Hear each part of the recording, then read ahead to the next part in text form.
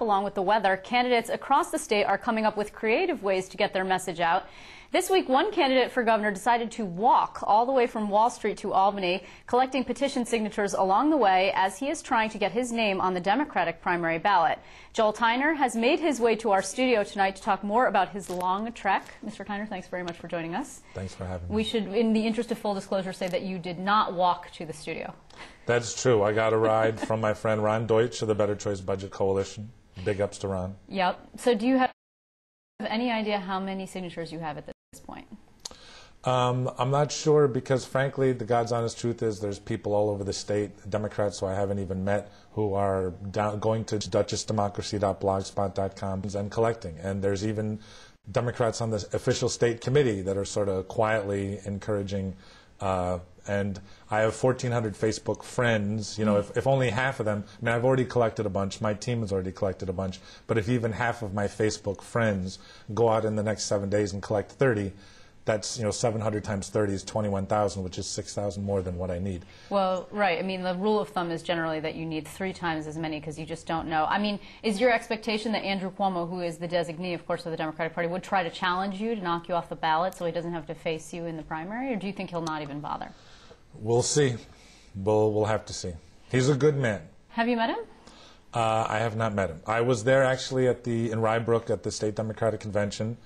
Decent speech. But it's funny, that very same day that he accepted the official Democratic nomination, the New York Times did an editorial called The New York State Budget, Mr. Cuomo, basically kind of rapping him on the nose publicly pretty strongly, saying that he was doing little but, and I remember this quote specifically, throwing red meat to angry taxpayers. I mean, that's a lot of people in New York State read the New York Times. And, with all due respect, Andrew Cuomo's a good man. He's done a decent job as Attorney General. But saying that, no to new income taxes on the wealthy, at the same time that his own book on his website says there's a $30 billion deficit over the next 3 years. And at the same time, he told the New York Times last Tuesday that he agrees with Patterson, the governor, that not one penny should be restored in state aid cuts to schools. This is the biggest cut in state aid to schools in decades. Okay, so you are, you are a 4-term county legislator. Still in office. You're a former teacher from the Bronx. That's correct. You are running to Andrew Cuomo's left, assuming that you managed to get onto the ballot. Is it fair to call you a protest candidate? Because your expectation is that you're not going to win. Or do you think that you're going to win? It may be highly irresponsible or irrational for me to compare myself to Barack Obama. I will never be the politician or the man that Barack Obama is, or as adept at bundling campaign donations. But don't kill me, all you Hillary lovers out there. Nobody expected Mr. Obama to wrest the Democratic nomination away from Hillary. There's a lot of anti-incumbent, anti-power structure sentiment out there. I'm running to win. Frankly, I'm running to win. And also, the reason why I entered the race in late May, because Mr. Cuomo didn't say anything about the state budget until late May, and the reason why I walked 140 miles is because by a 4-to-1 ratio, people in New York State, this is June 11th, Albany Times-Union, by a 4-to-1 ratio, people say, we want a millionaire's tax, we're tired of the schools closing. There's 2 schools closing in Dutchess County. We're tired of the budget cuts and the teachers being laid off.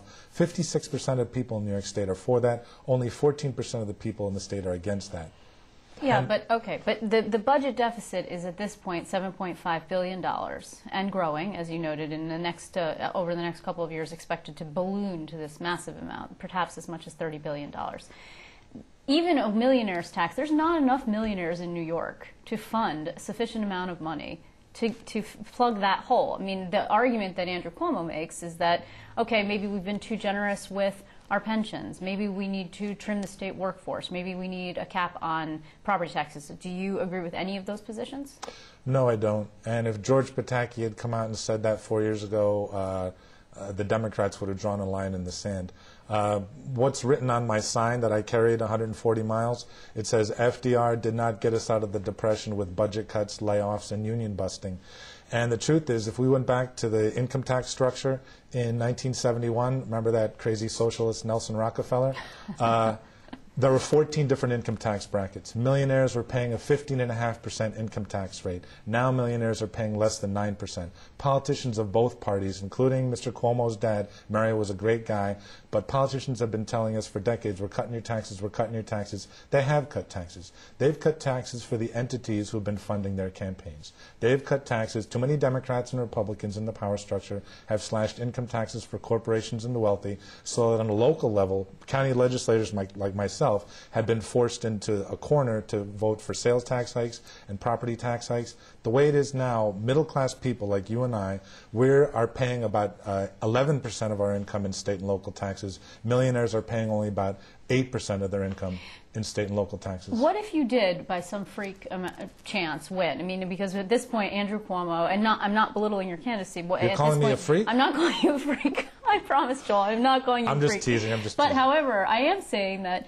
Andrew Cuomo is at least 20 points ahead of Rick Lazio, his expected GOP gubernatorial opponent, and Carl Palladino. He has a very wide margin. I don't think you've been included in any of the polls up to this point, and perhaps if you get on the ballot, they will do that.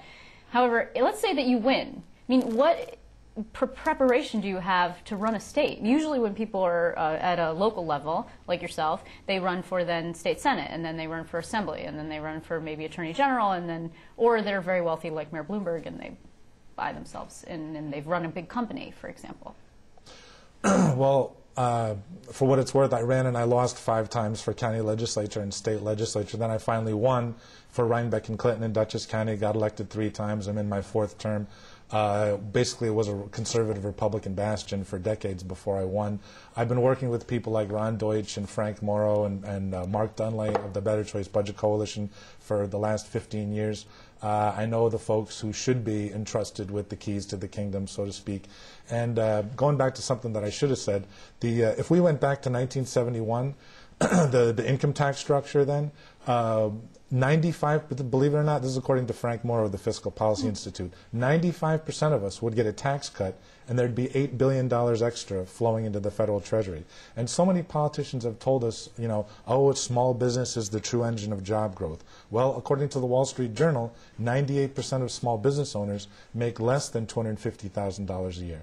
Wouldn't it be nice to have leadership, at least one of the 2 major political parties, who had the guts to do what people want, not the inside the beltway stuff, but tax the big boys to actually direct some property tax relief to small businesses? And, you know, again, the Wall Street stock transfer tax, for the last 95 years we've collected it, and then for the last 30 years we've been basically giving it all back. We collect $16 billion a year. And last year they made, and we give it all back, last year they made $61 billion in profits, which is 3 times more than they've ever made. So I assume, though, you are not walking home, you are taking the train, correct? You're I am giving taking yourself the train. a well-needed rest. And you actually, your petitions are due next Thursday, so we will see what happens then, if there will be challenges, if you make the 15,000 threshold. And if people want to learn more about you, they should go to the website that you cited earlier. DuchessDemocracy.blogspot.com. Find me on Facebook, Joel Tyner. I really appreciate your time. Thanks for having me. Thanks very much for coming in.